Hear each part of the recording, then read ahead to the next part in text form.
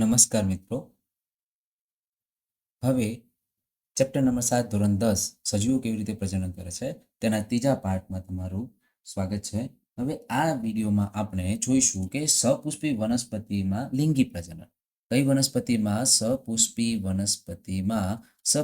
વનસ્પતિમાં લિંગી પ્રજનન. સપુષ્પી વનસ્પતિની અંદર લિંગી પ્રજનન. તો આ જે સપુષ્પી વનસ્પતિ છે એ સપુષ્પી વનસ્પતિમાં કઈ રીતે જન્યુનું નિર્માણ થાય છે, કઈ રીતે જન્યુ જોડાય છે અને એક જાયગોટ ફોર્મેશન કરે છે, અને એ જાયગોટ ફોર્મેશન કર્યા પછી એનો ઉપયોગ થઈને કઈ રીતે બીજાણુનું નિર્માણ થાય છે અને કયા કયા એ સપુષ્પી વનસ્પતિના ભાગ છે એ આપણે જોઈશું. તો હવે આ જે સપુષ્પી વનસ્પતિ છે તો એ સપુષ્પી વનસ્પતિની અંદરનો જે ભાગ છે તો એ સપુષ્પી વનસ્પતિમાં અહીંયા આ રીતે એનો એક ભાગ છે. જો આ રીતે અહીંયા જે આ ભાગ દોરેલો છે, આ જે ભાગ દોરું છું અને એ ભાગ છે દલપત્ર. કયો ભાગ છે? દલપત્ર. અને દલપત્રની તદ્દન જોડાયેલા નીચે એક વજ્રપત્ર હોય છે જે લીલા કલરના હોય છે. કયા કલરના હોય છે? લીલા કલરના. અને આ દલપત્ર એકબીજા સાથે અહીંયા જોડાયેલા છે. અને નીચે અહીંયા એ પુષ્પદંડ હોય છે. નીચે શું હોય છે? પુષ્પદંડ હોય છે. અને અહીંયાથી સાથે જોડાઈને જે ભાગ હોય છે આ નીચે ફૂલેલો ભાગ હોય છે. અને આ નીચે જે ફૂલેલો ભાગ હોય છે એ નીચે ફૂલેલા ભાગને બીજાશય કહેવાશે. એ નીચે ફૂલેલા ભાગને શું કહેવાશે?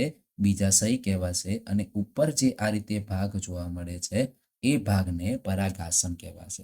હવે આ જે પુષ્પ છે, પુષ્પની અંદર પરાગાસન જોવા મળે છે. પુષ્પની અંદર શું જોવા મળે છે?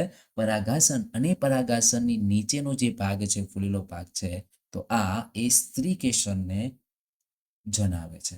હવે આ જે દલપત્ર છે, દલપત્ર સાથે દલ જોડાયેલા હોય છે, એટલે દલ સંલગ્ન પુકેસર હોય છે.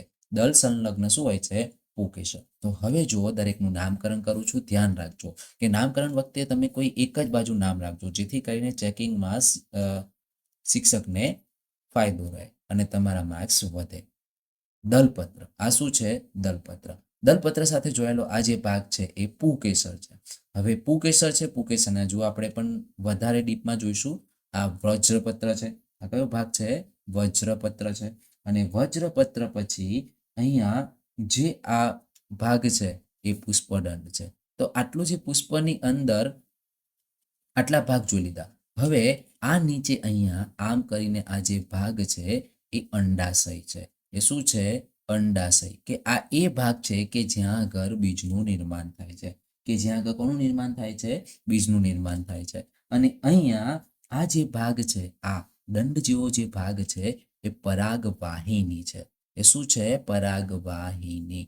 અને આ સૌથી ઉપરનો જે ભાગ છે એ પરાગાસન છે. એ કયો ભાગ છે? પરાગાસન. તો હવે જુઓ, આ જે ભાગ છે પુકેસર વાળો ભાગ છે, પુકેસરનો સૌથી માથાવાળો ભાગ છે એ પરાગાશય છે. પરાગાશય. અહીંયા જો ય છે અને સ્ત્રી કેસરમાં ન છે, એટલે પરાગાશય અને પરાગાસન આ રીતે યાદ રાખજો. અને પછી અહીંયા આ જે ભાગ છે એ તંતુ છે. એ શું છે? તંતુ છે. પુકેસર તંતુ છે. ઓકે, તો આ જે પુકેસર તંતુ છે, આમ આ સ્ત્રી કેસર અને પુકેસરના બંને તમને એવું પ્રશ્ન પૂછે કે સપુષ્પી વનસ્પતિની અંદર લિંગી પ્રજનન સમજાવો અને આકૃતિ સહિત, તો આકૃતિ તમારે દોરવાની રહેશે. ઓકે, હવે થોડા ઉદાહરણ છે ચોપડી પ્રમાણે જોઈએ તો એકલિંગી પુષ્પ કોને કહેવાય? એકલિંગી. ઓકે, હવે દ્વિલિંગી પુષ્પ કોને કહેવાશે?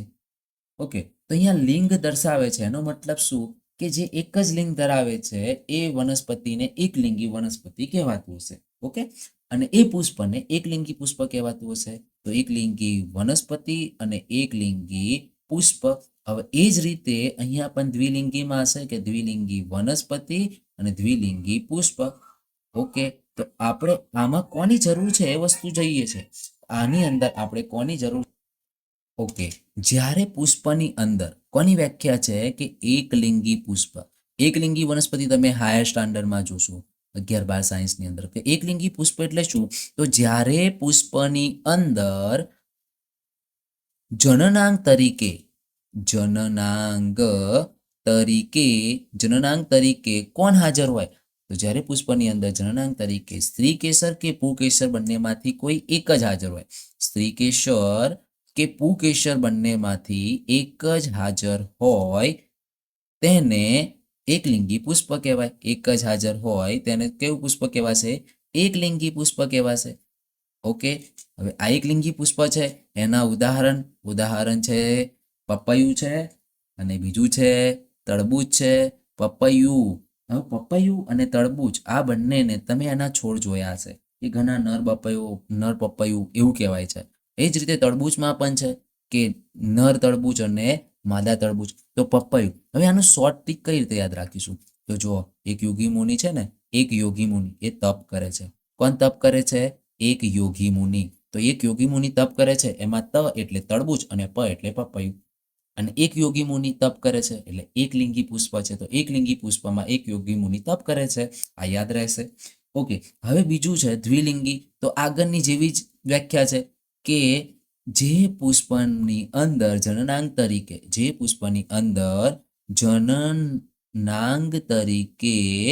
સ્ત્રીકેસર અને પુંકેસર બંને હાજર હોય. સ્ત્રીકેસર અને પુંકેસર તરીકે જનનાંગ સ્ત્રીકેસર અને પુંકેસર બંને હાજર હોય તે પુષ્પને કયું પુષ્પ કહેવાશે? સ્ત્રીકેસર અને પુંકેસર બંને હાજર હોય તે પુષ્પને કહેવાશે દ્વિલિંગી પુષ્પ. તે પુષ્પને શોર્ટમાં લખું છું અને બોલું છું, એના પર ધ્યાન રાખજો કે જનનાંગ તરીકે જે પુષ્પની અંદર જનનાંગ તરીકે સ્ત્રીકેસર અને પુંકેસર બંને હાજર હોય તે પુષ્પને દ્વિલિંગી પુષ્પ કહેવાશે. ચલો આગળ મેં શોર્ટ ટ્રીક આપી ઉદાહરણ માટે. પહેલા ઉદાહરણ જોઈ લઈએ પછી શોર્ટ ટ્રીક આપું. ચલો, તો ઉદાહરણ છે, તો ઉદાહરણમાં છે જાસૂદ અને રાય. જાસૂદ અને રાય, ચોપડીના જ ઉદાહરણ યાદ રાખવાના છે. તો જાસૂદ અને રાય. તો જાસૂદ, હવે જો એક રાજા, શું હતો? એક રાજા જેને બે રાજ્ય હતા. એક રાજા જેને કેટલા રાજ્યો હતા? બે. રા એટલે રાય અને જા એટલે જાસૂદ. યાદ રહેશે? ઓકે, હવે જે પુંકેસર છે એ પુંકેસરની અંદર નર જનનાંગ તરીકે પરાગરજ નિર્માણ થાય છે. પુંકેસરની અંદર કોનું નિર્માણ થાય છે? પરાગરજનું. ચલો, પણ આ પરાગરજ ક્યાં નિર્માણ થાય છે એ જોઈએ. પરાગરજ, તો આ જે પરાગરજ નિર્માણ પુંકેસરની અંદર થાય છે, પુંકેસરની અંદર તો થાય છે પણ પુંકેસરની અંદર આવેલું પરાગાશયમાં. ક્યાં થાય છે? પરાગાશય. જો આપણે ઉપર આકૃતિ દોરી, તો આ રીતે આકૃતિ દોરી હતી, એના ઉપરનો જે ભાગ છે અહીંયા, તો અહીંયા કોનું નિર્માણ થાય છે? તો પરાગરજનું. કોનું નિર્માણ થાય છે? પરાગરજનું નિર્માણ થાય છે. તો આ જે પરાગરજ છે ને, એ પરાગરજ કેવા રંગની હોય છે? તો પરાગરજ એ પીળા રંગની હોય છે. કેવા રંગની હોય છે? પીળા રંગની પરાગરજ હોય છે. કેવા રંગની હોય છે? પીળા રંગની પરાગરજ હોય છે. ઓકે, અક્ષર થોડા ધ્યાન રાખજો. હવે પુંકેસરની વાત પૂરી થઈ, તો હવે બીજા નંબર ઉપર આપણે વાત કરીશું સ્ત્રીકેસરની. કોની વાત કરીશું? સ્ત્રીકેસર. તો આ જે સ્ત્રીકેસર છે એ સ્ત્રીકેસર એ પુષ્પનો કેન્દ્રસ્થ ભાગ છે. કેવો ભાગ છે? કેન્દ્રસ્થ ભાગ છે. તમે અહીંયા જોઈ શકો છો કે મધ્યની અંદર, કેન્દ્રની અંદર તમને શું જોવા મળે છે? તો સ્ત્રીકેસર જોવા મળે છે. તો પુષ્પનો કેન્દ્રસ્થ ભાગ એટલે કોણ છે? તો સ્ત્રીકેસર. અને સ્ત્રીકેસર એ 3 ભાગમાં વહેંચાયેલો છે. કેટલા ભાગમાં વહેંચાયેલો છે? તો સ્ત્રીકેસર એ 3 ભાગમાં વહેંચાયેલો છે. કેટલા ભાગમાં વહેંચાયેલો છે? 3 ભાગમાં વહેંચાયેલો છે. તો જોઈએ કે જો પહેલો ભાગ છે એ આધારવાળો ભાગ છે. કેવો ભાગ? આધાર અથવા આધાર કે તલીય ભાગ. અને આ જે આધાર કે તલીય ભાગ છે કેવો દેખાય છે? ફૂલેલો. કેવો ભાગ દેખાય છે? ફૂલેલો. આ આધાર કે તલીય ભાગ છે એ ફૂલેલો ભાગ છે. કેવો ભાગ છે? ફૂલેલો ભાગ છે. અને બીજો ભાગ છે એ મધ્યવાળો ભાગ છે. તો મધ્યમાં નલિકામય રચના જોવા મળે છે. મધ્યમાં શાની રચના જોવા મળે છે? તો નલિકાની રચના. નલિકામય મધ્યવાળો ભાગ કેવો હોય છે? નલિકામય રચના જોવા મળે છે. ને આ નલિકામય રચનાની અંદર જોવા મળે અને શું કહેવાશે? પરાગવાહિની. યાદ રાખો અને જુઓ અહીંયા પરાગવાહિની છે, આ નલિકાવાળો ભાગ છે, એને શું કહેવાશે? પરાગવાહિની. ઓકે, અને ત્રીજો ભાગ છે સૌથી આગળનો ભાગ, અગ્રભાગ. આ અગ્રભાગને શું કહેવાશે? પરાગાસન. ઓકે, તો આ જે અગ્રભાગ છે એનું નામ શું છે? આસન. પરાગાસન. કયું છે? પરાગાસન. તો આ રીતે સ્ત્રીકેસરના કેટલા ભાગ છે? 3 ભાગ છે. હવે સામાન્ય રીતે ચીકણું એ સ્નિગ્ધ હોય છે. સામાન્ય રીતે જે સ્ત્રીકેસર છે એ કેવું હોય છે? ચીકણું અને સ્નિગ્ધ હોય છે. ચીકણું અને સ્નિગ્ધ હોય છે. તો આ જે ચીકણું અને સ્નિગ્ધ હોવા પાછળનું કારણ શું છે? તો પુંકેસરમાંથી ઉત્પન્ન થતો પરાગરજ. પુંકેસરમાંથી ઉત્પન્ન થતી પરાગરજ. પુંકેસરમાંથી ઉત્પન્ન થતી પરાગરજ ત્યાં ચોંટી શકે. ઉત્પન્ન થતી કોણ? તો પરાગરજ. સ્ત્રીકેસરમાંથી ઉત્પન્ન થતી પરાગરજ એ ચોંટી શકે. પરાગરજ શું કરી શકે? ચોંટી શકે. એટલા માટે શું હોય છે? તો એ સ્નિગ્ધ અને ચીકણો પદાર્થ હોય છે. ઓકે, તો હવે જ્યારે નરજન્યુ અને માદાજન્યુ એકબીજા સાથે જોડાય છે એ ઘટનાને સંયુગ્મન કહેવાશે. સંયુગ્મન. હવે સંયુગ્મન એટલે શું? તો બે જન્યુ જોડાણની ઘટનાને જન્યુ જોડાણની ઘટનાને જન્યુ જોડાણની ઘટનાને શું કહેવાશે? તો સંયુગ્મન. એટલે નરજન્યુ અને માદાજન્યુના જોડાણની ઘટનાને શું કહેવાશે? તો સંયુગ્મન ઘટના કહેવાશે. હવે આ જે સંયુગ્મન ઘટના થઈ જશે એ પછી ફલનથી યુગ્મનજનું નિર્માણ થશે. એ પછી સંયુગ્મન પછી કઈ ઘટના થશે? તો ફલન. અને ફલન થયા પછી યુગ્મનજનું નિર્માણ થશે. આ યુગ્મનજનું બીજું નામ આપણે આગળ જોઈ ગયા છે, ફલિતાંડ. બીજું નામ શું છે યુગ્મનજનું? ફલિતાંડ છે. એટલે ફલિતાંડનું નિર્માણ થશે. અને આ જે ફલિતાંડનું નિર્માણ થાય છે એ નવા છોડ નિર્માણ તરફ લઈ જાય છે. નવા છોડ બીજ નિર્માણ તરફ લઈ જાય છે. કોણ લઈ જાય છે? તો યુગ્મનજ ફલિતાંડ. અને આ નવા છોડ નિર્માણની ક્ષમતા ધરાવે છે. ઓકે, આમ તમામ ઘટનાને આધારે આપણે આગળ ટોપિક ઉપર આવ્યા છીએ જેનું નામ છે પરાગનયન. તો આ બધી જ ઘટનાની અંદર જોતા એક ખ્યાલ આવે છે, એક જે મેઇન પ્રક્રિયા છે એ પ્રક્રિયા કઈ છે? તો આ બધી મેઇન ઘટનાની અંદર છે પરાગનયન. એટલે કે પરાગરજને ક્યાં જવું પડે છે? પરાગરજને પરાગાસન સુધી પરાગરજને પરાગાસન સુધી પહોંચાડવાની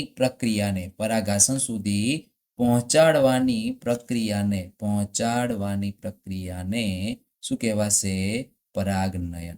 હવે આ જે પરાગનયન છે એ પરાગનયન 2 પ્રકારના છે. એક સ્વપરાગનયન અને બીજું પરપરાગનયન. સ્વપરાગનયન અને પરપરાગનયન એ ઘટના છે. હવે સ્વપરાગનયન એટલે શું? તો જ્યારે આ પરાગરજ સ્થળાંતર થાય છે, જ્યારે પરાગરજ સ્થળાંતર થાય છે, કોણ સ્થળાંતર થાય છે? પરાગરજ. જ્યારે આ પરાગરજ એ સ્થળાંતર પામે છે,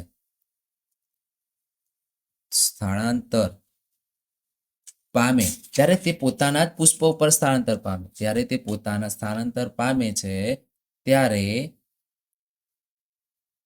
તે પોતાના જ પુષ્પ ઉપર સ્થળાંતર પામે. પોતાના જ પુષ્પ પર સ્થળાંતર પામે તે ઘટનાને શું કહેવાશે? સ્વપરાગનયન. કઈ ઘટના કહેવાશે? સ્વપરાગનયન. તો એ પરપરાગનયન કહેવાશે. કોને કહેવાશે?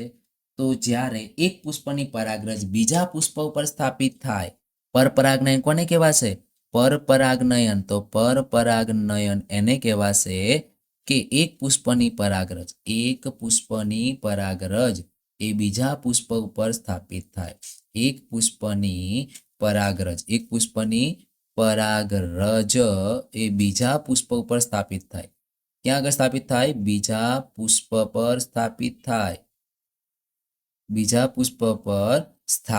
થાય. તે ઘટનાને પરપરાગનયન કહેવાશે. તે ઘટનાને કઈ ઘટના કહેવાશે?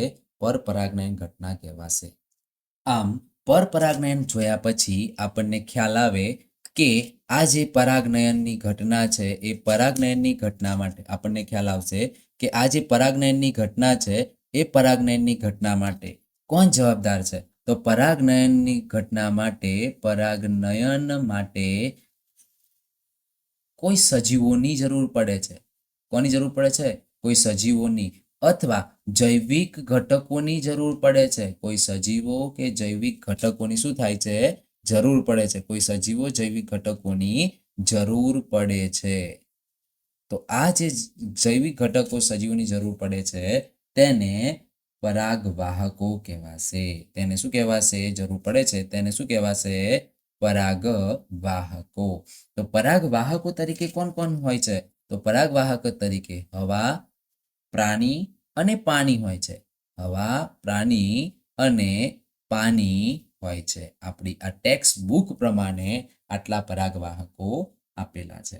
ઓકે, હવે આપણો આગળનો ટોપિક છે બીજ નિર્માણ. આ મોસ્ટ ઇમ્પોર્ટન્ટ ટોપિક છે. તમારે સમજવા જેવો રહ્યો કે તમે લિંગી પ્રજનનને વધારે ઇન ડીપમાં આ પોઈન્ટથી સમજી શકો છો. તો બીજ નિર્માણ. તો બીજ નિર્માણ માટે શું છે? તો બીજ નિર્માણ માટે અહીંયા નીચેની એક આકૃતિ છે, ધ્યાને રાખજો કે આ જે આકૃતિ છે એ આકૃતિ કોની છે? તો આ જે આકૃતિ છે એ પરાગાસન અને સ્ત્રીકેસનની છે. તો સ્ત્રીકેસનનો આ સૌથી નીચેનો તલસ્થ ભાગ, ફૂલેલો ભાગ, મધ્યનો ભાગ અને અગ્રભાગ. અગ્રભાગને શું કહેવાશે? પરાગાસન. જે મધ્યનો ભાગ છે મધ્ય ભાગને પરાગવાહિની અને નીચેનો ભાગ છે એને બીજાશય અંડાશય કહેવાશે. હવે જ્યારે આ પરાગરજ છે એ ઉડતી ઉડતી ઉડતી ઉડતી આવી કોઈ પરાગવાહક દ્વારા આવી અને આ પરાગરજ છે એ સ્થાપિત થશે. શું થશે? આ પરાગરજ એ સ્થાપિત થશે. અને સ્થાપિત ક્યાં થશે? તો એ સ્થાપિત થશે પરાગાસન ઉપર. ક્યાં સ્થાપિત થશે? પરાગાસન ઉપર આ પરાગરજ સ્થાપિત થશે. હવે જ્યારે પરાગરજ પરાગાસન ઉપર સ્થાપિત થશે એટલે નાની નલિકા બનાવશે. આ જે નાની નલિકા બનાવે છે એ નાની નલિકાને જ પરાગ નલિકા કહેવાશે. આ નાની નલિકા બને છે એ નાની નલિકાને પરાગ નલિકા કહેવાશે.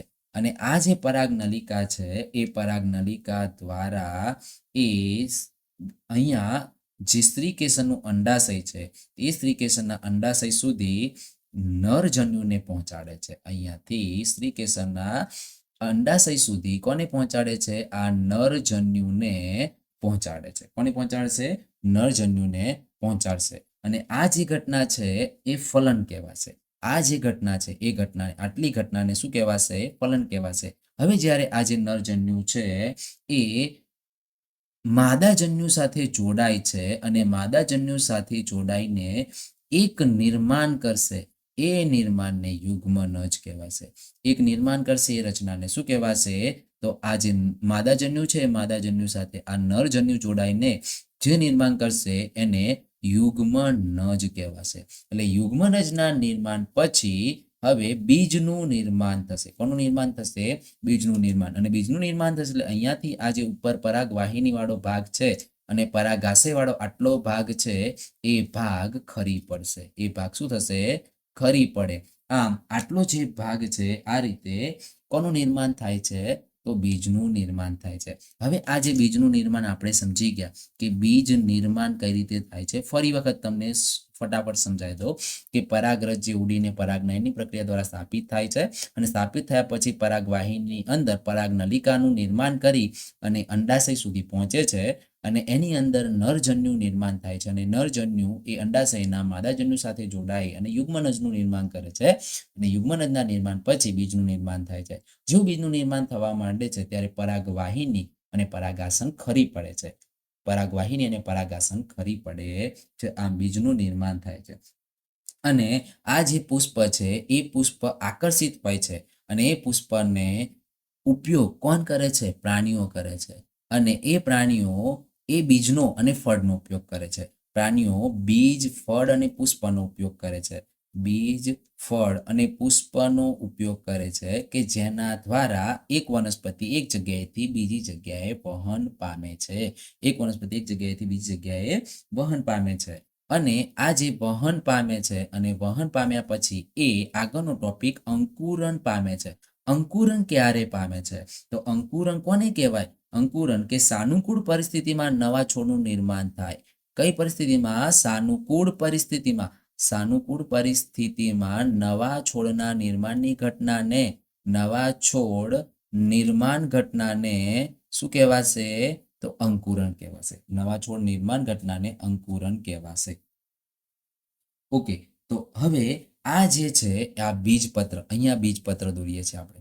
ચલો, તો આ જે ભાગ છે બીજપત્ર, અને આ બીજપત્રના આજુબાજુના બે ભાગ છે. તો આ જે બીજપત્ર છે એ બીજપત્રનો નાનો અમથો આ બંને સાઈડનો આ નાનો ભાગ છે. ઓકે, તો આ જે ઉપરવાળો ભાગ છે ને એ ઉપરવાળા ભાગને પ્રાંકુર કહેવાશે. શું કહેવાશે? પ્રાંકુર.